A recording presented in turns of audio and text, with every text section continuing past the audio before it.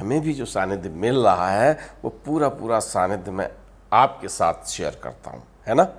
तो अब आप पहचान रहे हैं, आपने इतने एपिसोड देख लिए हैं, आप दर्शन कर रहे हैं पूज्य राजन उग्रा जी के। महाराज जी को हमारे वहाँ 100 में से 90 दफ़े आप देखें तो फल खाते थे, फल ही खिलाते थे। अच्छा। और नहीं तो अगर कोई ऐसा दिन हुआ कि जैसे मंगल का दिन है, प्रसाद आया है, जी। तो वो प्रसाद वगैरह हनुमान जी को खिलाते थे, बेसन के लड्डू वहाँ एक दर्शन आपको हुए होंगे कि आप 14-15 साल की उम्र में, अभी भी यही उम्र लगती है, देखो ध्यान से, है ना। तो महाराज जी आते हैं, महाराज जी अपनी तरह से, यानी पिताजी से बात होती है तो वो एक प्रशासन की बात होती है, उनकी समस्याओं का जब प्रशासनिक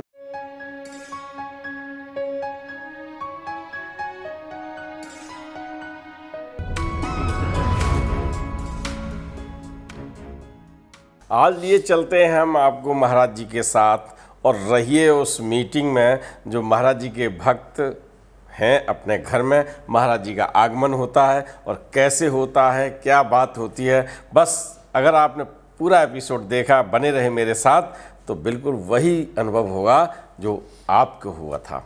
नमस्कार, आप देख रहे हैं धर्मदर्शी पत्रिका का यूट्यूब चैनल दस्तक मीडिया। मैं विनोद शुक्ला आपको सुनाता हूं बाबा नीम करोड़ी की अद्भुत गाथाएं। अद्भुत गाथाओं की श्रृंखला में महाराज जी के सानिध्य पाए भक्तों के बीच में हमें भी जो सानिध्य मिल रहा है वो पूरा पूरा सानिध्य मैं आपके साथ शेयर करता हूं, है ना। तो अब आप पहचान रहे हैं, आपने इतने एपिसोड देख लिए हैं, आप दर्शन कर रहे हैं पूज्य राजन उग्रा जी के। दादा, आपका जो मैं कहूँ किशोरावस्था, जी, किशोरावस्था के समय महाराज जी का सानिध्य जब आपको मिला तो कई बार आपके घर आए होंगे। तो जैसे कभी कभी आपने बताया कि वो जब आए थे पहली बार, कभी चलते हुए यानी आधे दौड़ते हुए, तो वो बड़ी चीज़ मुझे अच्छी लगी। हमें एक मीटिंग, एक बैठक, एक सानिध्य जो आपके घर में हुआ, महाराज जी आपके गेट से घुस रहे हैं या सूचना पहले आती थी, क्या होता था? सूचना तो नहीं आती थी। अच्छा। महाराज जो थे, बाबा जी का रूटीन ये होता था आने का कि कोई दौड़ता हुआ घर के अंदर आता था कि बाबा जी आ गए। अच्छा। अब वो बाबा जी का नाम सुनते थे तो हम लोग सब उठ कर खड़े होते थे। अच्छा। और बाबा जी कभी एक या बहुत हुआ तो 2 लोग साथ में, कभी किसी कार पे, नहीं तो कभी रिक्शे के ऊपर चले आ रहे हैं। अच्छा। और वो जैसे ही खबर लगती थी तो हम लोग सब भागते थे बाहर और एक एक करके सब पैर वैर छुए, अंदर लाए, कमरे में बैठे। और एक बात करते करते भी ध्यान आया, कभी ऐसा नहीं हुआ कि पिताजी घर में ना हो, बाबा जी आए हों। अच्छा। मुझे ऐसा लगता है उन्हीं से मिलने आते थे। और जो उनके और पिताजी के बीच की बात होती थी तो ऐसा कुछ भाषा होता था कि कुछ ऐसा हुआ है, अच्छा या बुरा, जो वो पिताजी के मुंह से सुनना चाहते थे। जी। अरे तू गया था वहाँ, वो क्या बातचीत रही, उसने ऐसा बोल दिया। अच्छा। या वो फलानी बात हो रही है तो तेरे हिसाब से क्या होगा। अरे फलाने ने तुझसे उसके बारे में क्या बात करी।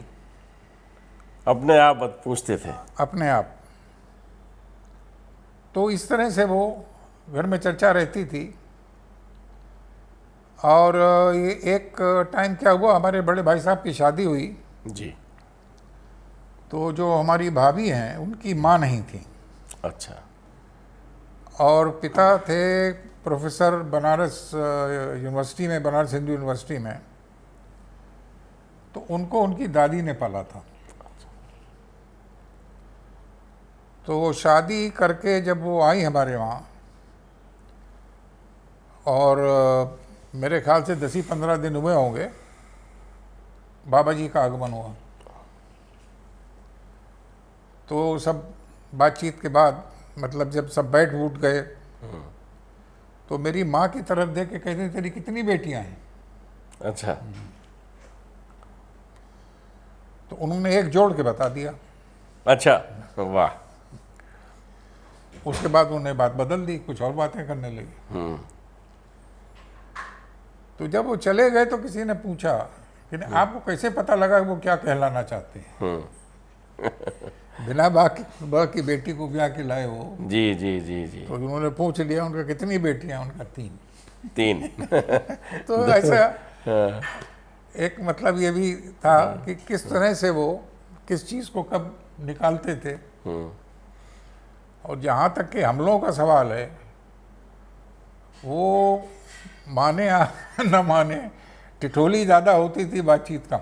अच्छा। हाँ, वो कभी सवाल पूछेंगे पढ़ाई का, कभी इसका, कभी टांग खींचेंगे। अच्छा। हाँ, कभी इसको करेंगे कि वो साइकिल तो नहीं लड़ा दी थी, गिर गया, देख के नहीं चलता। इस तरह से जैसे कोई आपसे 2-4 साल सीनियर हो, भाई वो आपको अपना थोड़ी सी हल्की सी डांट भी लगा दी, आपकी टांग भी खींची, साइकिल नहीं सही से चलाते हो। साइकिल नहीं सही से चलाते, तो इस तरह की बातें हम लोगों के साथ होती थी। मगर यूँ अगर देखा जाए तो अगर 2 मिनट को मानिए, घंटा भर अगर घर में हमारे रुकेंगे तो कम से कम 45 मिनट तो फादर से ही बात होती है, पिताजी से। अच्छा। और एक चीज़ और मुझे याद है कि मुझे मतलब याद नहीं आता कि कभी किसी की सिफारिश करी हो। अच्छा, कभी किसी के अपने से कभी उन्होंने किसी चीज़ की सिफारिश, किसी की सिफारिश नहीं करी। वो बात अलग है, किसी को भेज देते हो कि कहना बाबा जी ने भेजा तो समथिंग डिफरेंट, मगर ये कि खुद कभी नहीं कुछ कहा। तो घर में जब आते थे तो उनको सबसे पहले जैसे कभी ये पता होता ना, जैसे मैं कहीं गया और मुझे पहले गया हूँ तो वहाँ ये पता है कि मुझे बूंदी के लड्डू मान लीजिए अच्छे लगते हैं, तो महाराज जी को क्या खिलाया जाता था? महाराज जी को हमारे वहाँ 100 में से 90 दफ़े आप देखें तो फल खाते थे, फल ही खिलाते थे। अच्छा। और नहीं तो अगर कोई ऐसा दिन हुआ कि जैसे मंगल का दिन है, प्रसाद आया है जी, तो प्रसाद वगैरह हनुमान जी को खिलाते थे। बेसन के लड्डू वहाँ इनका चलन है जी। मंगलवार और शनिवार के दिन। तो अगर वो चढ़वाती थी हमारी माँ, भोग वोग लगवा करके लाती थी, तो कई दफ़े हुआ है जैसे मंगल को आ गए या शनिचर को आ गए तो फल भी दिए उनको, महाराज प्रसाद है हनुमान जी का, तो वो भी खाते थे। और मतलब मना नहीं करते थे कि मैं ये चीज़ नहीं खाऊंगा या वो चीज़ नहीं, कोई नखरा नहीं। बाबा जी का कोई नखरा नहीं। कहाँ बैठेंगे, किस पे बैठेंगे, कहाँ जाएंगे, कैसे जाएंगे, पैदल चलेंगे, कार पे जाएंगे, रिक्शे के ऊपर जाएंगे, किससे बात करेंगे, कुछ नहीं तो जो नौकर बेचारा पानी नहीं देता था उसी से लग लेते थे। अच्छा। क्या हाल है, क्या हाल है, तेरे बीवी का क्या हाल है, वो बच्चा बीमार था, क्या हुआ? अच्छा, अपने आप अपने आप। तो इस मामले में मैंने दूसरा कोई आपको मिसाल नहीं दे सकता हूँ। आप सोचिए कि कितने बड़ी आत्मा थे वो जी, कितनी बड़ी आत्मा थे। कुछ लोग कहते हैं हनुमान जी थे हिमसेल्फ खुद, मगर उनके लिए बात करना, कोई ड्राइवर है, चपरासी है, हमारा घर का नौकर है, रसोईया है, तो उससे भी अपना उसी तरह से बात करेंगे जैसे हमसे बात करते थे। और कोई नखरा नहीं खाने पीने का, अन्य पहनने का। एक आध दफ़े ऐसे हुआ, आए गर्मी के दिन थे जी, तो बैठे, जब चलने लगे तो माँ से बोले थोड़ा स्नान करेंगे, धोती दे। अच्छा। तो जो पहने थे वो छोड़ देते थे, जो धोती माँ ने हमारी दी वो नहाने के बाद पहन के निकल लिए। तो धोती रखी रहती होती, पड़ी रहती थी अपना रखी हुई कि महाराज जी आएंगे, महाराज जी आएंगे पहनेंगे। वो हमारे घर में धोती हमारे दादा पहनते थे, हमारे पिताजी पहनते थे। अच्छा। तो वो इतना तो याद नहीं कि वो अलग से रखती थी या उन्हीं किसी को धोती थी, कोई इसमें वो नहीं था। मतलब जैसे कुछ लोगों का हमने देखा है कि ये हाथ मत लगाओ, वो छुओ नहीं, ये नहीं खाएंगे, पैर नहीं छूना, फोटो नहीं खींचना, नहीं करना, फोटो नहीं खींचना, या हम ये खाते हैं ये नहीं खाते हैं, ये सब कुछ नहीं था। जैसे आप हमारे घर आए, बैठे, बिस्किट चाय करी, हो गई, तो चाय भी पीते थे। चाय पीते थे महाराज जी? अच्छा। चाय भी जड़े में अगर आए तो चाय वाय पीते थे, और अपना फल खाएंगे, और प्रसाद होएगा तो प्रसाद खाएंगे। और हमारे घर मीठे खाने के बहाने हम लोग ढूंढा करते थे, तो ज़्यादातर तो कुछ न कोई प्रसाद के बहाने में मीठा चलते ही रहता था। जी। वो लगता नहीं था, अगर कोई किसी को ना मालूम हो और उधर आके खड़ा होके देखे, हाँ, तो उसको नहीं लगेगा कि ये कोई साधु है, कि महात्मा है, कि संत हैं, कि क्या है, कि घर के मेंबर हैं। तो लगेगा कि ये अपने घर के मेंबर हैं, बच्चों की टांग खींच रहे हैं, और बड़ों से जैसे सवाल होते हैं एक दूसरे के, वो अपना वो हो रहे हैं। क्योंकि पिताजी कहीं दौरे से लौटेंगे तो दौरे की बात कर लेंगे, या कोई और समस्या चल रही होगी सरकार की, इसकी उसकी, तो वो आपस में वो बात कर लेते थे। वो हम लोग से शेयर नहीं करते। समझ के परे थी, वो हम लोग को समझ के परे थी। क्योंकि हम लोग इस एज में 15, 16, 20 साल की उम्र तक अभी कहाँ ये सब सरकार में क्या हो रहा है, मुख्यमंत्री ने क्या कहा और गृह मंत्री का स्टेटमेंट, उस तरह की अपना बातें जनरल अनुभव जो, और अपना, तो वो उस लेवल की बात थी जो हम लोग के समझ के परे थी। कि क्यों कह रहे हैं जी मुख्यमंत्री जी ने ऐसा क्यों किया, या ऐसे में क्या तुम्हारे हिसाब से भाई क्या करेंगे, अभी ऐसा देखो हो रहा है, सूखा पड़ रहा है जैसे जी जी, कुछ होता है कि कर रहे हो, कहाँ महाराज वो तकावी का लोन कहाँ को करो, बहुत बहुत समस्या होने वाली है। ये भी था। मित्रों, एक दर्शन आपको हुए होंगे कि आप 14-15 साल की उम्र में, अभी भी यही उम्र लगती है, देखो ध्यान से, है ना। तो महाराज जी आते हैं, महाराज जी अपनी तरह से, यानी पिताजी से बात होती है तो वो एक प्रशासन की बात होती है, उनकी समस्याओं का, जब प्रशासनिक अधिकारी होता है तो उससे कुछ समस्याएं रहती हैं तो उनका हल करते होंगे, उनकी सुनते होंगे।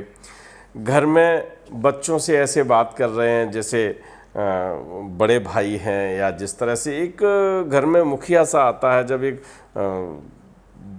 ऐसा सदस्य आता है जिसको हर सदस्य को अपनी तरह से ट्रीट करते हैं। आपने बताया कि कहीं सेवक भी है, नौकर है, जो भी है, उनसे सबसे बात करना है, पानी पिलाने आया उससे हालचाल लेना है। आपको याद होगा, मुझे याद आ रहा है कि सूरज नारायण मेहरोत्रा के यहाँ, उनके यहाँ जब बैठते थे महाराज जी, उस कमरे को मैंने दिखाया आपको, तो उनका एक सेवक था साहब, मैं एक प्रसंग बस याद आ गया है तो मैं सुना रहा हूँ। तो वो अपने हाथ में, पहले लोग भाई उनके लिए, महाराज जी के लिए मिठाई और या जो भेंट वार्ता लाते थे, भेंटें, तो उसमें वो अपना 1 रुपया अपने हाथ में दबाए और बैठा है, और वो हिम्मत नहीं कर पा रहा है कि हम महाराज जी को दे दें। तो अब वो अपना चुपचाप बैठा था दरवाजे के किनारे। महाराज जी ने कहा देता क्यों नहीं? फिर वो चुपचाप रहा, बोले इधर आ, देता क्यों नहीं? फिर उन्होंने वो आया आगे, उसने वो दिया और कहा था, पूरा प्रसंग मैंने सुनाया हुआ है आपको।